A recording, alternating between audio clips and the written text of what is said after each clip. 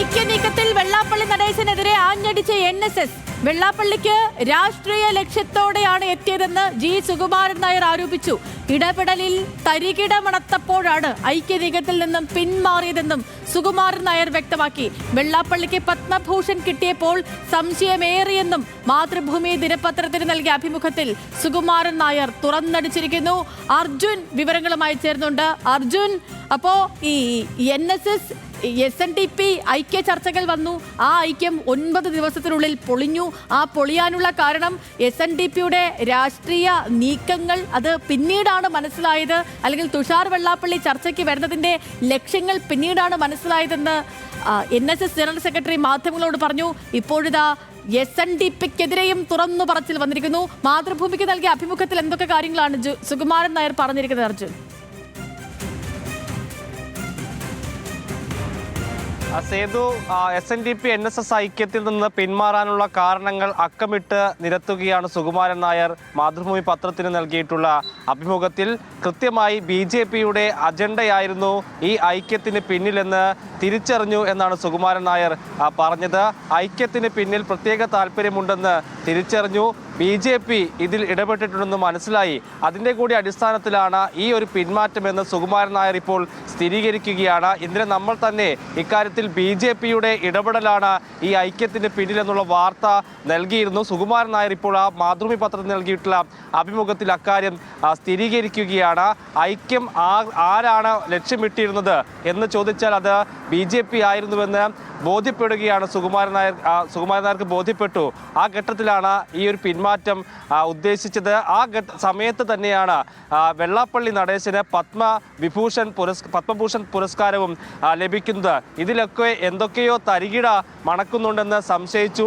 ആ ഘട്ടത്തിലാണ് പിന്മാറാൻ തീരുമാനിച്ചതെന്നാണ് സുകുമാരൻ നായർ പറഞ്ഞത്. BJP ഇതിൽ പ്രവർത്തിക്കുന്നുണ്ട് എന്ന് മനസ്സിലായി, എന്തൊക്കെയോ അടിയൊഴുക്ക് ഉണ്ടെന്ന് തോന്നി എന്ന് സുകുമാരൻ നായർ ഈ അഭിമുഖത്തിൽ വ്യക്തമാക്കുന്നുണ്ട്. SNDP BJPയുമായി ചേർന്ന് നടത്തുന്ന നീക്കമാണ് ഇപ്പോഴത്തെ ഈ ഐക്യമെന്നുള്ള തോന്നൽ ആ ഘട്ടത്തിൽ വന്നു.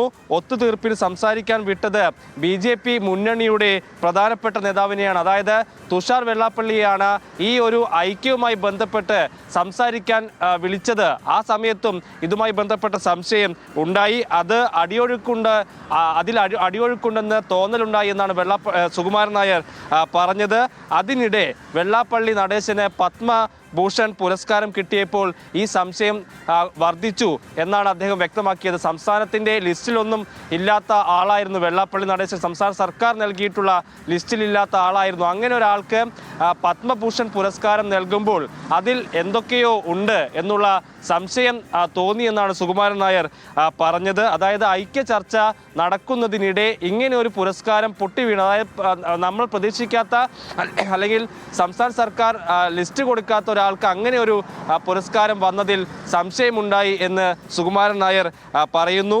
ശുദ്ധമല്ല ഇടപെടലെന്നും എന്തോ തരികിടയുണ്ടെന്നും കണ്ടപ്പോഴാണ് ഈ ഐക്യ തീരുമാനത്തിൽ നിന്ന് പിന്മാറാൻ തീരുമാനിച്ചതെന്നും സുകുമാരൻ നായർ വ്യക്തമാക്കുകയാണ്. ഡയറക്ടർ ബോർഡിൽ ഈ പിന്മാറ്റം സംബന്ധിച്ച പ്രമേയം അവതരിപ്പിച്ചത് താനാണെന്ന് സുകുമാരൻ നായർ പറയുന്നു. അതിനുശേഷം ഡയറക്ടർ ബോർഡിന്റെ പിന്തുണയോടുകൂടിയാണ് ഈ ഐക്യത്തിൽ നിന്ന് പിന്മാറിയതെന്നും അദ്ദേഹം വ്യക്തമാക്കുകയാണ്. ഇക്കാര്യത്തിൽ ആരാണ് ഇടപെട്ടതെന്ന് സ്ഥിരീകരിക്കുകയാണ് സുകുമാരൻ നായർ എന്ന് പറയേണ്ടി വരും. അതിന് പിന്നിൽ ഈ ഐക്യത്തിന് പിന്നിൽ ചില